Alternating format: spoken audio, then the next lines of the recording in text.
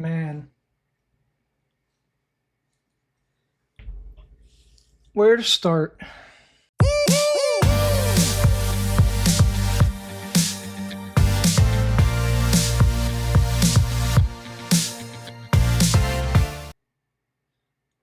up, YouTube? Kedris here. This is my match reaction to Nottingham Forest 1, Crystal Palace 1. It was a it was an interesting match for multiple reasons. In the end of the day, I think we showed a better performance, and I think we should have come away with 3 points. But certain things happened that we'll get into, and the result was a 1-1 heroic finish by our players. And I think it's in games like these that players really show their true mettle, what they're really about, who makes the runs, who does the work, and who doesn't. And we watched it all happen in front of us. So let's get into it. All right, so this is the lineup that started the match. Obviously, there were some serious changes made. We'll start with Crystal Palace, Dean Henderson in goal, Riyad on the left, LaCroix in the middle, and Richards on the right. Yunus right back, Mitchell left back, Lerma in the middle with Will Hughes, which I thought was interesting. Ismail Assar and Brennan Johnson started, and Yeremy Pino started up top. So a couple things here. Pino usually plays the 10 position. He plays that left 10 position where Brennan Johnson started the match at. So his role as a striker came as kind of out of the blue. And later on in the match, as you can see here, Glasner did sub in Uche, who I thought would start at the striker. He subbed in for Riyad when we went down to 10 men to help apply pressure. Overall, I think their performance, they got the penalty and then kind of just dropped off. They're very similar to us in the fact that they can't break down a low block. So when they got the ball, there was no threat. It was just sideways, back and forth, back and forth. I don't think they had a shot on target in the second half. Here we go. Here we go. Here we go. Second half. Second half. They had 4 shots. I don't even remember any of them. 0 on target. Yeah. So in the second half, when we were down to 10 men, we definitely looked the more likely. And I think on the balance of play, you'd have to say that we definitely came away from that match kind of deserving the win a little bit more. But 1-1, I think, at the end of the day, is a fair result for us. Like, moving on to the Forest players, Matt Sells had a great game, made a save or two, and then kind of got injured and subbed off at halftime. At least I assume he got injured. So he was Angus Gunn was subbed on for him. Hey, shout out to him making an appearance. That's going to be an interesting thing to watch, especially because we just got Stefan Ortega in. So now, does Gunn leave? Maybe not. Maybe Gunn stays now until the end of the season, which kind of sucks for him. But I mean, if we need a keeper, we need a keeper, and he's got to stay. Moving to the back line, I'm going to do Nico Williams separate. I want to talk about him at the end. For the other fullback, Ina, great work rate, put in the work. I am having questions about his defensive awareness. There's a lot of like balls that go behind him, and he just doesn't seem to be aware of the threat. And it's been kind of a reoccurring theme lately that he's not really been winning headers either. So I'm kind of starting to pay attention to Olina because defensively he's not looking very on it. But overall, put in the energy, put in the heart, put in the performance, had a great game. Just something I want to watch moving forward. Otherwise, great performance. Milinkovic, Murillo, great performance as well. Milinkovic got a yellow card, but that was because he was kind of trying to like stop them from doing a quick replay. So I don't blame him for that. We had all of our players at the pitch. It was a very smart yellow card. Murillo, his mistake kind of led to the free kick that resulted in Nico Williams' handball. Can you really blame him for Nico Williams getting handball, though, in that situation? Probably not. So I think he had a great performance, put in the work. when he got moved out to left back starting the second half, I think he did a great job. And a lot of people like you'll see from the formation switch, but he had Sangari on his side, and Sangari kind of got gassed, so he didn't really wasn't able to have an option in front of him to pass to, even though he had a lot of energy. But he also had a great match.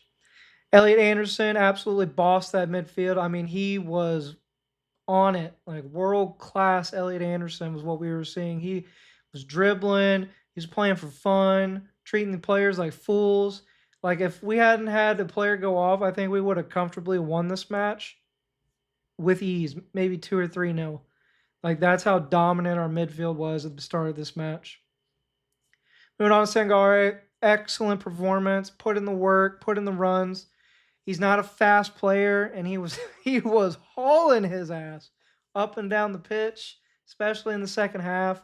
He did gas at the end. I'd say the last 10 to 15 minutes, he was he was struggling, and I think that's kind of one of them situations where you got to question the manager on substitutions. He should have came off. He should have got a breather, but it is what it is, you know. Moving on to Nico Dominguez on Nicolas Dominguez. Unfortunately for him, he was kind of a casualty of a panicking Sean Dyche. He pulled him off for Morata when Nico got the red card. So sucks for Dominguez. He was having a great match. I think Sean Dyche panicking and pulling him off for Morata. So it's things like these that just make me be like, man, what do people see in this Sean Dyche guy as a competent manager? Like everyone knows you don't panic in that situation. You honestly, the best solution would have been just to let Nico Dominguez play left back. Nicolas Dominguez play left back. That was the solution, and he just panicked.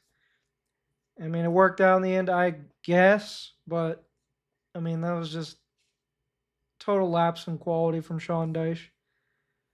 Moving on to Callum Hudson-Odoi, didn't feel like he was on it. Lost the ball a lot. His dribbling wasn't really there. I think he busted his shoulder in that tackle in the first half, so he was kind of holding it. He definitely needed to be subbed. Morgan Gibbs-White, man of the match. If Elliot Anderson wasn't world-class Anderson, Morgan Gibbs-White would have got man of the match. Got the goal, put in the work, put in the energy like he always does, was running the channels, getting up the pitch, creating that attacking threat. Could he have made more? Maybe could he have made a better pass to Sangare in the box, and then Sangare could have scored? I don't know. But he put in a lot of work and effort. I have zero complaints from Morgan Gibbs-White. I loved his performance, and it's moments like these where I'm just like, man, God, he has the tools, man. Why can't he just use them? Anyways, moving on to Igor Jesus, our striker. Unfortunate for him, he had a great match first half. I think he and Gibbs White were kind of bossing it up top and was making a really good transition for us. Unfortunate that he had to come off. That was more of a result of him kind of tiring out, especially playing on Thursday a lot of minutes and needing to get on some pace to kind of break the lines, which I think we'll get to it, but I think it was a mistake bringing on Dan and Doy. But he had a good match. Like I said, if it wasn't for the red card, I think we would have absolutely dominated Crystal Palace. I think we would have won this comfortably 2-3-0. It was really unfortunate, kind of just mental error by Nico Williams.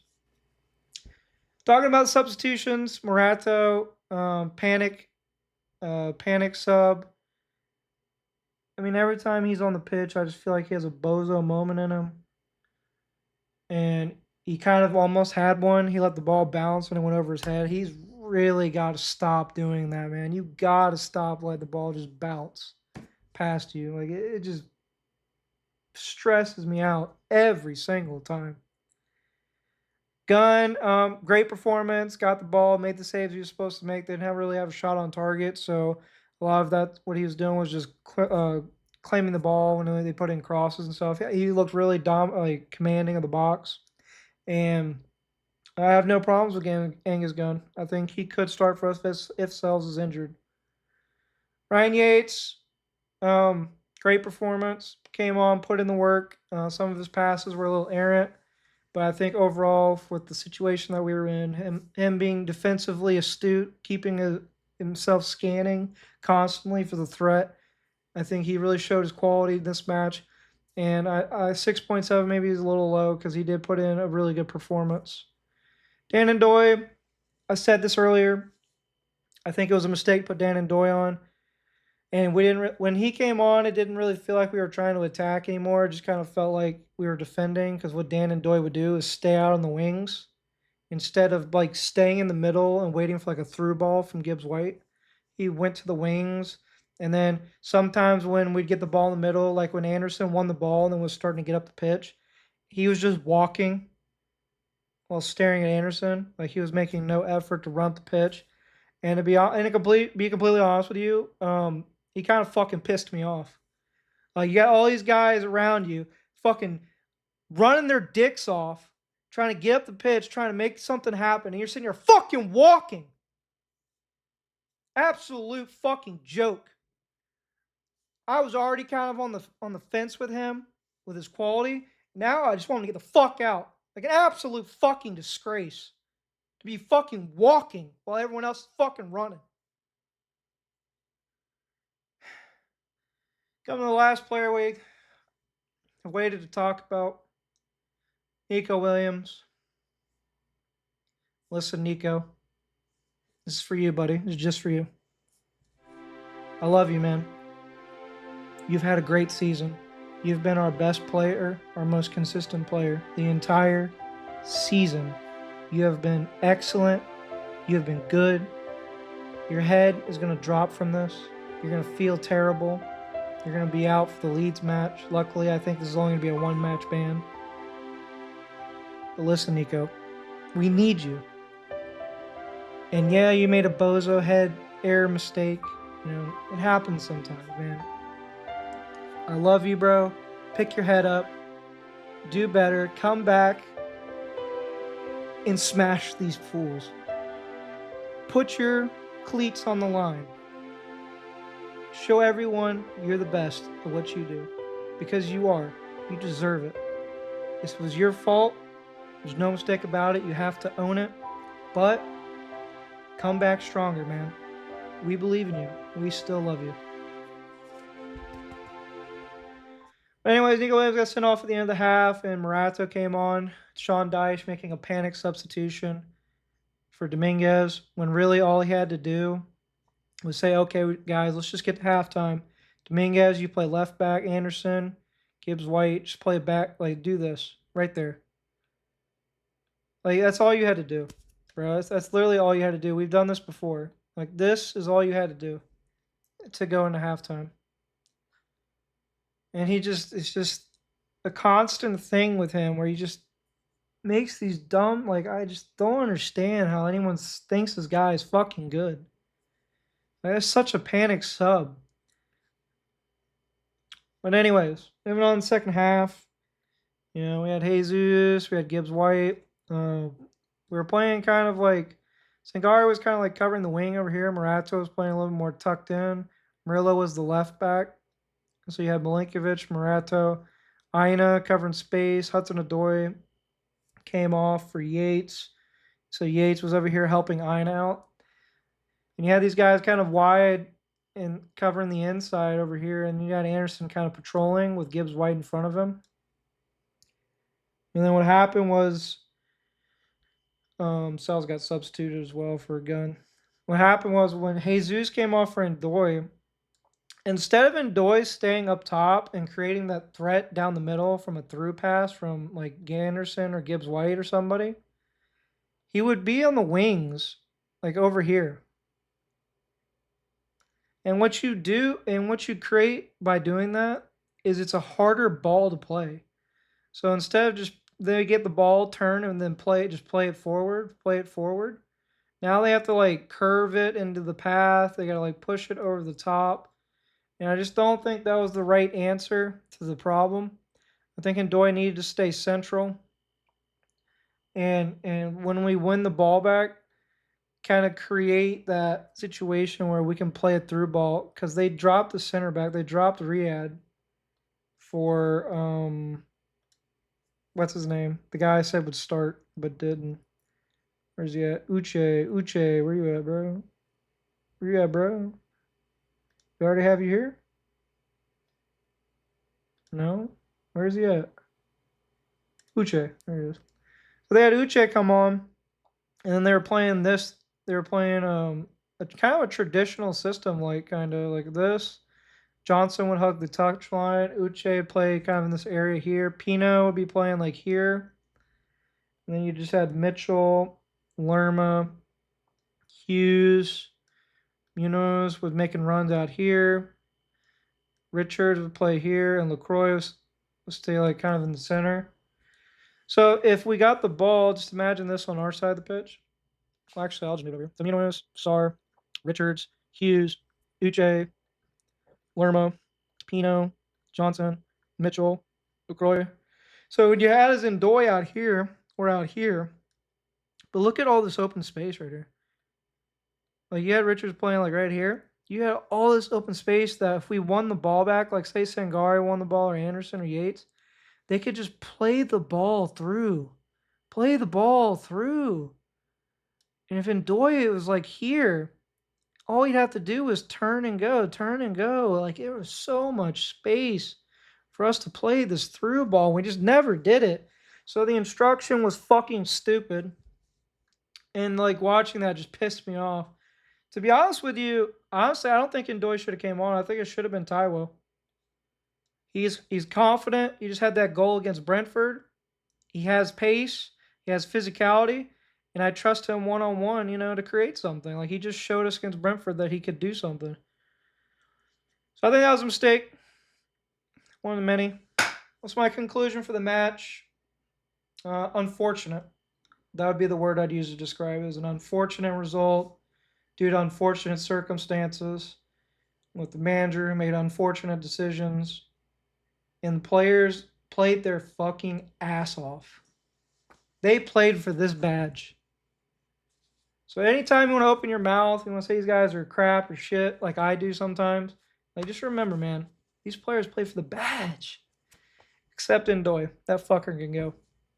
But hey, let me know what you think. Leave a like and subscribe. Comment down below. I love answering comments. And hey, we got Leeds next. Relegation battle. We're 26 points right now. Actually, let's see how far we are. Let's see where we're at. Okay, we're on level points with Leeds. So this is a 6-pointer right here coming up. Leeds, 6-pointer. Let's go. Come on, you Reds.